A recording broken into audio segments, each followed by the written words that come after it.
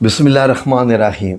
नाज़रीन, आज की वीडियो में हम आपको कुछ ऐसी आयात के बारे में बताने जा रहे हैं जिनको कहा जाता है कि ये मोमिन का यानी मज़लूम मुसलमान जो मोमिन होता है, जो किसी पे जुल्म नहीं करता, किसी को धोखा नहीं देता, लेकिन उसके साथ अगर धोखा हो जाता है या उस पर जुल्म किया जाता है तो ये दो आयात उसके लिए हथियार साबित होती हैं। और इन दो आयात के विरद से वो किसी भी दुश्मन से निपट सकता है। ना उसको तलवार उठाने की ज़रूरत है, ना ईंट उठाने की ज़रूरत है। तो नाज़रीन, हमारे साथ ही रहिए इस वीडियो में ताकि हम आपको उन दो आयात के बारे में बता सकें और कुछ बैकग्राउंड भी बता सकें कि दुश्मन किस किस्म के हों तो किस किस्म की आयात का इस्तेमाल किया जाता है। नाज़रीन, अल्लाह रब्बुल इज़्ज़त की एक बहुत बड़ी ख़ासियत है कि कुरान पाक में उसने बार बार ये फरमाया है कि मोमिनीन को अपने हथियारों से ज़्यादा अल्लाह पर भरोसा होना चाहिए कि अल्लाह रब्बुल इज़्ज़त हमारा कारसाज है, अल्लाह ही हमारा मददगार है। और जो लोग ऐसा सोचते हैं अल्लाह उन्हीं की मदद करता है। नाज़रीन, अल्लाह रब्बुल इज़्ज़त ने मुख्तलिफ़ आयात में ये बताया कि बाज़ लोग यानी जो दुश्मन बने होते हैं, जो हासदीन होते हैं, जो दूसरे को नुकसान पहुंचाना चाहते हैं, वो अपने घरों में बैठकर या मुख्तलिफ़ जगहों पर बैठकर तदबीरें करते रहते हैं। तदबीरें कि किस तरीके से इसको नुकसान पहुंचाया जाए। तो ये जो तदबीरें होती हैं, ज़ाहिर है कोई अपना तो नहीं करता, अपना तो बचाने की कोशिश करता है, इज़्ज़त दिलाने की कोशिश करता है। और जो तदबीरें करता है अपने घरों में बैठकर, वो दुश्मन ही हो सकता है, वो अपना नहीं होता। वो यकीनन शैतानियत का काम करता है और अपने मोमिन भाइयों को, मुसलमानों को नुकसान पहुंचाने के लिए पूरा का पूरा जो है वो एक प्लाट तैयार करता है, एक कहानी तैयार करता है, तदबीरें बनाता है। इन तदबीरों का अल्लाह रब्बुल इज़्ज़त ने मैं आपको बताऊं कि कहाँ कहाँ ज़िक्र किया है। मैंने आपको बताया है कि हम जो कुछ भी बताते हैं वो कुरान और सुन्नत की रोशनी में बताते हैं। और यही वजह है कि हमारे दिए हुए वज़ाइफ जो है वो काम करते हैं और लोगों को पता चलता है कि बात हमारी हो रही है। ना ये किसी काले इल्म से, ना किसी काले जादू से, ये हक़ और सच की रूहानी बात हो रही है। और इन बातों का सारा ताल्लुक़ रब्ब करीम के साथ होता है। और रब्ब करीम के साथ इसलिए होता है कि ज़ाहिर है कि रब्ब करीम ने कुरान पाक नाज़िल फरमाया। अगर किसी मसले का हल हमें कुरान पाक में नहीं मिल रहा तो इसका मतलब है कि हमने तो कुरान पाक को पढ़ ही नहीं, हम कुरान पाक को जानते ही नहीं हैं। तो नाज़रीन, आज ऐसे दुश्मनों की बात हो रही है जो आपके ख़िलाफ़ तदबीरें करते रहते हैं। वो आपसे हसद करके, या वो आपकी खुशियाँ उनको अजीज़ नहीं होती, या वो आपको हमेशा परेशान, दुखों में घिरा हुआ देखना चाहते हैं। ये वो लोग होते हैं जो आपको नाकाम देखना चाहते हैं। इन्हीं लोगों की नज़र हसद और नज़र बद लगती है। नबी करीम सल्लल्लाहु अलैहि वसल्लम ने क्या इरशाद फरमाया, एक हदीस में आपका बयान है कि आप सल्लल्लाहु अलैहि वसल्लम ने फरमाया कि मेरी उम्मत की ज़्यादा अमवात नज़र बद से होंगी। और ज़ाहिर है कि नज़र बद तो नज़र हसद होती है, यानी कि जो आपको हंसते खेलते देख नहीं सकता तो वो नज़र बद लगाता है। तो नाज़रीन, आइए अब आपको बताएं कि कुरान पाक में अल्लाह रब्बुल इज़्ज़त ने क्या क्या ज़िक्र फरमाया है और वो जो दो आयात हैं जो कि मोमिन का हथियार हैं वो कौन सी हैं और उनको कैसे पढ़ना है, किस तरह पढ़ना है, सुनते जाइए। नाज़रीन, आपकी स्क्रीन पर ये आयात लिखी हुई हैं सूरा अत-तारिक की। सूरा अत-तारिक में ये देखें, अल्लाह रब्बुल इज़्ज़त ने आयत नंबर 15, 16 और 17 में क्या इरशाद फरमाया है। ये आयात लिखी हुई हैं, गौर से देखिए। ये लिखा हुआ है, इन्नहुम यकीदून कैदन व अकीदु कैदा फमहिलिल काफिरीन अमहिलहुम रुवैदा। ये देखिए, इन्नहुम यकीदून कैदा, ये लोग तो अपनी तदबीरों में लग रहे हैं। ये लोग यानी जो दुश्मन लोग होते हैं वो अपनी तदबीरों में लगे हुए हैं और हम अपनी तदबीर कर रहे हैं। हम से मुराद कौन है?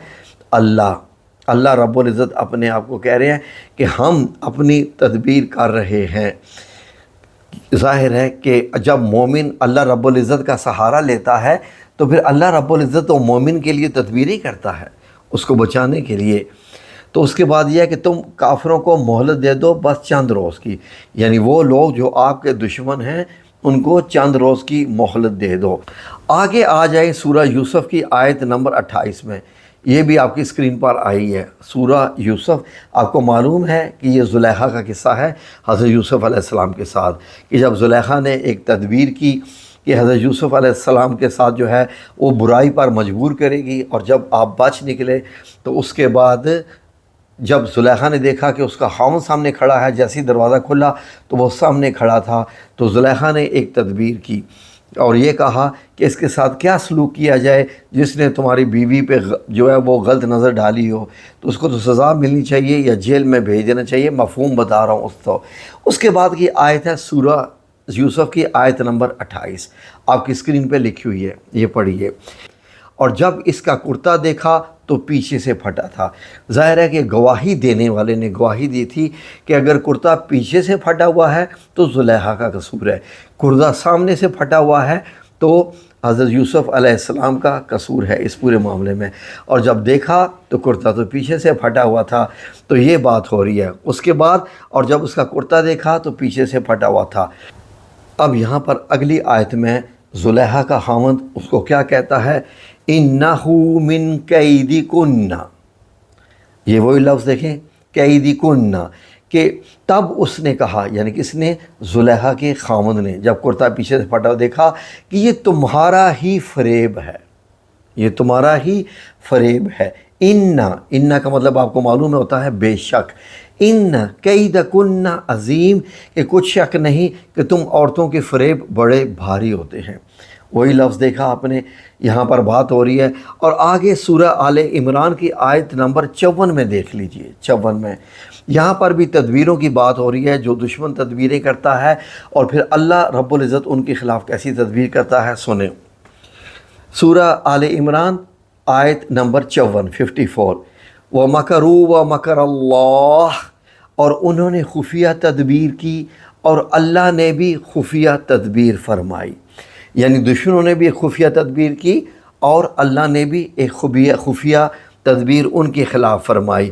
واللہ خیر الماکرین، اور اللہ بہترین خفیہ تدبیر کرنے والا ہے۔ تو ناظرین، جب اللہ رب العزت موجود ہے تو ہمیں کیا ضرورت ہے کہ دشمنوں کے خلاف ہم بیٹھ کے خفیہ تدبیر کریں؟ کیوں نہ ان دو آیات کا سہارا لیں، ان دو آیات کا سہارا لیں، اور ان دو آیات کی وجہ سے ہم اللہ رب العزت کو اپنا کارساز بنائیں، تاکہ اللہ رب العزت ان کے خلاف خفیہ تدبیر کر کے ان کے سارے جو مکر ہیں، ان کے سارے جال، ان کی ساری چالیں، ان کی ساری جو بھی انہوں نے آپ کے خلاف تدبیریں کی ہوئی ہیں، اللہ رب العزت ان کو الٹا دے گا۔ اور 100% پڑھنا کیسے ہے یہ سن لیجئے۔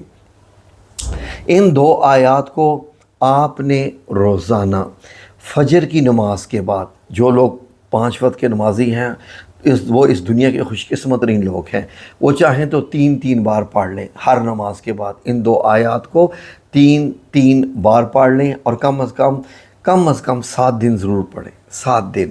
اور جن کی نمازیں مس ہو جاتی ہیں، جو بدقسمت سے بے نمازی ہیں، ان کو یہ والی آیات روزانہ 33 بار پڑھنا پڑیں گی، 33 ٹائمز، اول آخر درود شریف، کیونکہ آپ اپنے آپ کو اللہ کی حفاظت میں دے رہے ہیں اور دشمنوں کی تدبیروں سے محفوظ ہو رہے ہیں۔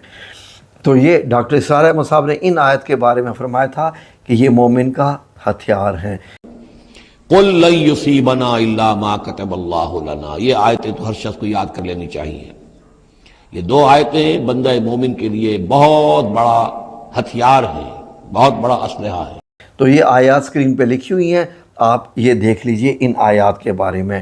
سورہ التوبہ کی آیات نمبر 51 آیت نمبر 52 یعنی 52 نمبر، تو اس میں یہ دیکھیے آیت کیا ہے، قُلْ لَن يُصِيبَنَا إِلَّا مَا كَتَبَ اللَّهُ لَنَا، کہہ دو، یعنی یہ کل استعمال ہو رہا ہے۔ جو کل والی آیت ہوتی ہیں وہی ہوتی ہیں کہ آپ ان کو پڑھو، ان کو بار بار کہو، کہہ دو کہ ہم کو کوئی مصیبت نہیں پہنچ سکتی بجز اس کے کہ جو اللہ نے ہمارے لیے لکھ دی ہو، یعنی ہمیں اگر کوئی ہمارے اوپر اللہ کی طرف سے آئے تو ہم جو ہے وہ ہمارے حق میں بہتری ہے کیونکہ وہ اللہ نے ہمارے حق میں لکھی ہوئی ہے۔ ہوا مولانا، وہی تو ہمارا کارساز ہے، وہی تو ہمارا جو ہے وہ بہترین رب ہے، ہمارے لیے ہماری مدد کرنے والا ہے، وہی تو مددگار ہے۔ اور آگے دیکھیے وَعَلَى اللَّهِ فَلْيَتَوَكَّلِ الْمُؤْمِنُونَ، اور اللہ رب العزت نے یہ دیکھیے کیا بتایا، اور مومنوں کو اللہ ہی کا بھروسہ رکھنا چاہیے، یعنی اپنی تدبیروں کو چھوڑ کر اللہ کا بھروسہ کرنا چاہیے۔ آیت نمبر 52 کا دیکھیے، قُلْ هَلْ تَرَبَّصُونَ بِنَا إِلَىٰ إِحْدَى الْحُسْنَيَيْنِ، یہ بڑی زبردست آیت ہے، غور کریں۔ کہہ دو کہ تم ہمارے حق میں دو بھلائیوں میں سے ایک کے منتظر ہو، ٹھیک ہے جی۔ وَنَحْنُ نَتَرَبَّصُ وَنَحْنُ نَتَرَبَّصُ بِكُمْ أَن يُصِيبَكُمُ اللَّهُ بِعَذَابٍ مِّنْ عِندِهِ أَوْ بِأَيْدِينَا، اور ہم تمہارے حق میں اس بات کے منتظر ہیں کہ اللہ یا تو اپنے پاس سے تم پر کوئی عذاب نازل کرے یا ہمارے ہاتھوں سے عذاب دلوائے۔ فتربصوا، کہ تو تم بھی انتظار کرو، انا معکم متربصون، اور ہم بھی تمہارے ساتھ انتظار کر رہے ہیں۔ تو بس ان دو آیات کا سہارا لیجئے، اللہ پہ چھوڑ دیجئے، اور اللہ رب العزت دیکھیے کیسا ان کے ساتھ سلوک کرتا اور کیسا ان کی ساری بازیاں کو الٹا دے گا انشاءاللہ باذن اللہ۔ جزاکم اللہ خیر، میں نے مکمل بتا دیا۔ اب جو بھی ہے، جس طرح کا بھی آپ کا معاملہ ہے اپنے دشمنوں کے خلاف، ان دو آیات کا سہارا لیجئے اور دیکھیں اللہ ان کے ساتھ کیا کرتا ہے انشاءاللہ۔ جزاکم اللہ خیر، اللہ آپ سب لوگوں کا حامی و ناصر ہو، آمین یا رب العالمین۔